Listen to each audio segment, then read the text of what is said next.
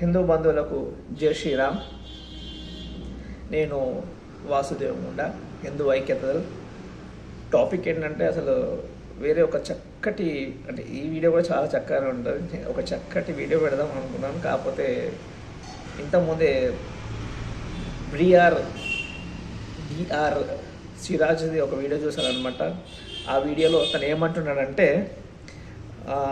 మొన్న ఏదైతే మహాకుంభమేళాలో ప్రయాగరాజ్లో హిందువుల తొక్కిసలాట జరిగింది కదా, అందులో 30 మంది చనిపోయారు, మిగతా వాళ్ళు క్షతగాత్రులు అయ్యారు.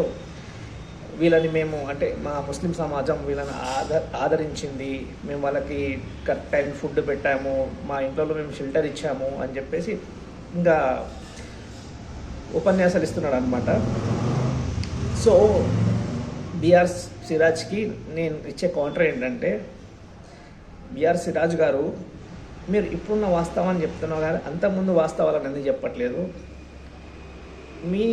మీ ఏదైతే కమ్యూనిటీ గురించి నువ్వు గొప్పగా చెప్పుకుంటున్నావు, అదే కమ్యూనిటీ రీసెంట్గా మస్జిద్ కింద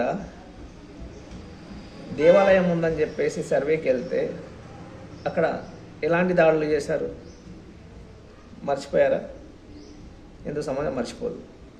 కొంచెం వెనక్కి అడిగేస్తే మీరు ఏ మతం గురించి నువ్వు ఇంత గొప్పగా చెప్పుకుంటున్నావు కదా, మరి వాళ్ళే కదా బంగ్లాదేశ్లో మా హిందువులు ఊచకోత కోసింది, హిందువులను ఇబ్బంది పెట్టింది మీ మతానికి సంబంధించిన వాళ్ళే కదా. అంటే నేను చెప్పేది ఏంటంటే, ఉత్తరప్రదేశ్లో ఉన్న ముస్లిమ్స్ బంగ్లాదేశ్లో ఉన్న ముస్లిమ్స్ వేరు కాదు కదా. ఉత్తరప్రదేశ్లో ఉన్న ముస్లిమ్స్ అదే ఖురాన్ చదువుతాడు, బంగ్లాదేశ్లో ఉన్న ముస్లిమ్స్ అదే ఖురాన్ చదువుతారు. వేరే సపరేట్ అయితే ఖురాన్ సేమ్ ఉండవు కదా. ఇదొకటి. కొంచెం వెనక్కి వెళ్తే శ్రీరాముడి మందిరానికి, అంటే అప్పటికి ఇంకా కన్స్ట్రక్షన్ కాలేదు, శ్రీరామ మందిరం కన్స్ట్రక్షన్ చేయడానికి లేదంటే అయోధ్యకి వెళ్ళడానికో కరసేవకులు వెళ్తుంటే మొత్తం ఆ రైల్ని మొత్తం తగలబెట్టేశారు. అది ఎవరు చేశారు? అది మరి అప్పుడు కూడా, అంటే ఇప్పుడు ఇంత ప్రశాంతంగా హిందువులకు ఇబ్బంది వచ్చినప్పుడు అన్నదానం చేసి ఇంత చేసే మీ మతానికి సంబంధించిన వాళ్ళు ఆ టైంలో అలా ఎందుకు చేశారు? మరి ఇది పక్క పెట్టేద్దాం. 1991-92కి వద్దాం.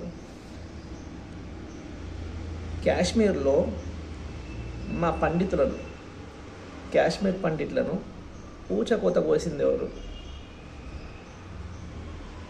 వాళ్ళు కూడా మీ మతానికి సంబంధించిన వాళ్ళు కదా. అంటే నేనేమంటున్నా అంటే, ఇప్పుడు మతాల మధ్యలో నేను పుల్లలు పెట్టట్లేదు, మతాల మధ్యలో నేను చిచ్చు పెట్టట్లేదు. నేనేమంటున్నానంటే, మీరు ఎప్పుడైతే మా మతం ఇంత గొప్పగా చేస్తుందని, ఇంత గొప్పగా మీకు సేవ చేస్తుందని నువ్వు చెప్పినప్పుడు, ఇంతకుముందు చేసిన తప్పులను కూడా మీరు ఒప్పుకోవాలి కదా.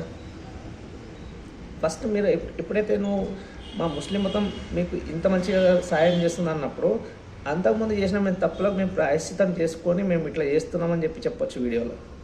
అలా కూడా చేయొచ్చు కదా. సరే, ఇవన్నీ పక్క పెట్టేయండి. రీసెంట్గా ప్రయాగ్రాజ్కి వెళ్తున్న రైళ్ళ మీద రాళ్ళతో దాడులు ఎవరు చేశారు? అందరు వీడియోలు చూశారు కదా, దాడులు జరుగుతున్నాయి కదా. మరి వాళ్ళు ఎవరు? ఖురాన్ చదివే మీ మతానికి సంబంధించిన వాళ్ళు. అసలు రాళ్ళ దాడులు ఎవరు చేస్తారు? కాశ్మీర్లో శ్రీనగర్లో ఆర్మీ మీద రాళ్ళతో దాడి చేసింది ఎవరు?